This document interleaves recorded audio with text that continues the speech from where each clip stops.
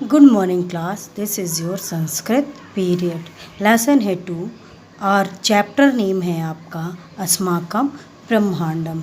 प्यारे बच्चों, जैसा कि मैंने कल पाठ 2 का कुछ भाग का अर्थ लिखाया था और बताया था कि हमारे ब्रह्मांड में बहुत से ग्रह नक्षत्र हैं। उन ग्रह नक्षत्रों में सूर्य भी एक प्रमुख नक्षत्र है, जिसके प्रकाश से पृथ्वी चंद्रमा प्रकाशित होते हैं। यह काल के नियम, महीने और ऋतुओं का भी जनक है। लोग सूर्य की ऊर्जा को एकत्र करके बिजली बनाते हैं और उपकरण के माध्यम से, उपकरण मीन्स होता है यंत्र के माध्यम से खेतों की सिंचाई भी करते हैं। और अब आगे की पाठ के शेष भाग की ओर हम बढ़ते हैं। पार्ट 1 मैंने कल लिखवाया था, पार्ट 2 हम आज लिखवा रहे हैं उसी के आगे का।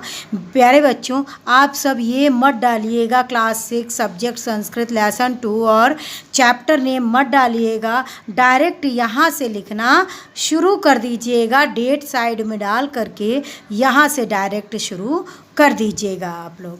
हमने लिखा है जीवानाम स्वास्थ्याय डैश डैश मंत्रे उपासन्ते। इसका अनुवाद हम नीचे की ओर देखते हैं। जीवों के स्वास्थ्य के लिए भी सूर्य की महान भूमिका है। कुछ लोग योग क्रिया मतलब समझते हैं बच्चों, यानी एक्सरसाइज जो हम करते हैं, वो भी जो है उसको हिंदी में या संस्कृत में उसे योग क्रिया ही कहते हैं। और इसी की ताप में करते हैं, यानी सूर्य की रोशनी में ही करते हैं। कहते हैं कि जब सुबह सूर्य उगता है उस समय सूर्य के सामने 10 मिनट आगे 10 मिनट पीठ पीछे करके बैठने से हमारे जितने भी त्वचा के रोग होते हैं वो हट जाते हैं और साथ में हमारे शरीर को नीचे से ऊपर तक पूरा विटामिन डी प्राप्त होता है। इसलिए हमें इसकी ताप में योग क्रिया करनी चाहिए। इसके किरणों के प्रभाव से अनेक त्वचा के रोग नष्ट होते हैं।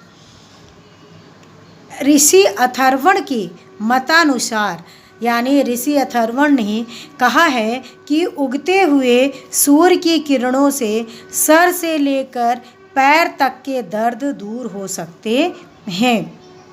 यानी मैंने आपको पहले भी बताया कि यदि सूर्य उग रहा है उस समय अगर हम 10 मिनट आगे अपने मतलब फेस को सामने करेंगे और 10 मिनट पीठ को पीछे करके सूर्य की रोशनी में बैठेंगे तो हमारे पूरे के पूरे शरीर के दर्द दूर हो जाते हैं। इसलिए चिकित्सा के क्षेत्र में भी प्राकृतिक चिकित्सा के रूप में सूर्य हमारा बहुत बड़ा उपकारी है। अब आप इसके बाद पैराग्राफ चेंज करके फिर यहाँ से लिखेंगे। शारीरिक शास्त्र में जैसे आपका संस्कृत है, हिंदी है, साइंस है, वैसे ही एक शारीरिक शास्त्र भी बनाई गई है। उसमें देखिए क्या चर्चा मिलती है।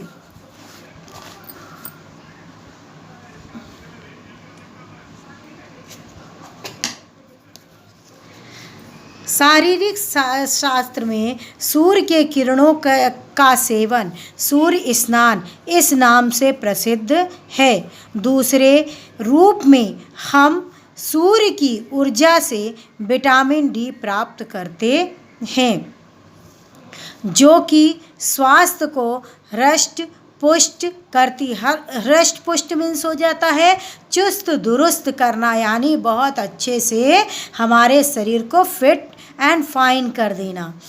इस तरह पर्यावरण की रक्षा करने में भी सूर्य का योगदान याद रखने योग्य है। यानी सूर्य हमारे जीवन में महत्वपूर्ण भूमिका निभाता है। जैसे हमारे माता और पिता हमारे जीवन में महत्वपूर्ण भूमिका निभाते हैं, ठीक उसी तरह से सूर्य भी हमारे जीवन में महत्वपूर्ण योगदान देता है। इसकी किरणें जल और पहाड़ों में पड़कर अपनी पवित्रता को संपादित करती है, क्योंकि जैसे ही इसकी किरणें पड़ती हैं जल और पहाड़ों में, तो ऐसा लगता है कि कहीं कोई मोती नज़र आ रही है, मोती जो है खिलती हुई नज़र आ रही है। वनस्पतियों का विकास भी सूर्य की ऊष्मा के बिना संभव नहीं होता है। यानी सूर्य की ऊष्मा है, गर्मी है, प्रकाश है, तभी जो है हमारे पौधे और वनस्पतियों का विकास भी संभव है। इसके किरणों के अभाव में यह वन संपदा नष्ट हो जाएगी। प्यारे बच्चों, अगर आप कोई भी पौधे को कुछ दिन एक बंद कमरे में रख दीजिए तो देखिए कुछ दिन बाद वो मुरझा जाती है। क्यों? क्योंकि उसको सूर्य की रोशनी प्राप्त नहीं होती है। सूर्य की रोशनी ही उसका पोषक तत्व होता है। इसलिए सूर्य के न होने पर हमारी वन संपदा क्या हो जाएगी? नष्ट हो जाएगी।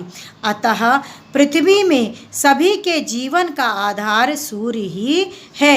इसलिए हम यह कह सकते हैं कि हम सबके जीवन का आधार केवल सूर्य ही है। अगर सूर्य नहीं है तो हमारा जीवन उतना संभव नहीं हो पाएगा। और सूर्य के साथ साथ ऑक्सीजन भी है हमारा। सूर्य के साथ साथ हमारे जो है हमारे पालक जो हैं, हमें जो पालते हैं, उनका भी योगदान होता है। अनेक प्रकार से सूर्य हम सबके जीवन में ऊर्जा दे करके महान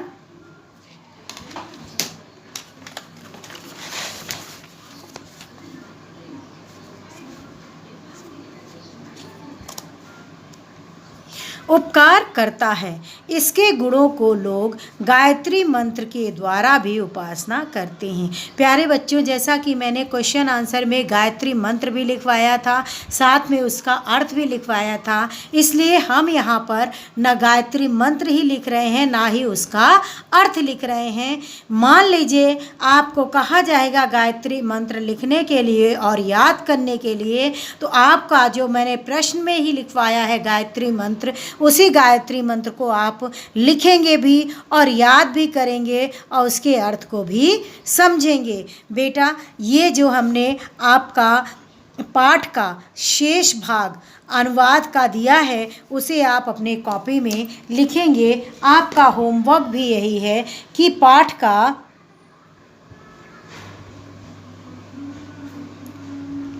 शेष भाग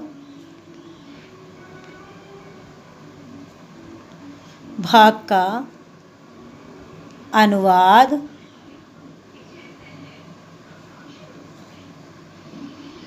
कॉपी में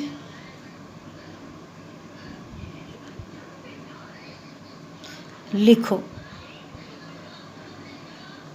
और साथ में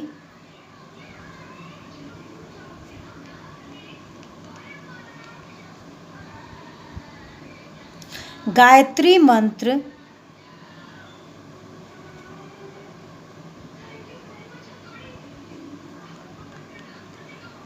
व उसका अर्थ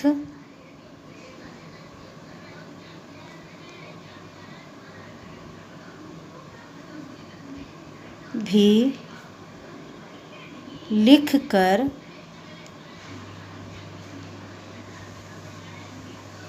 याद करो। Okay, thank you class.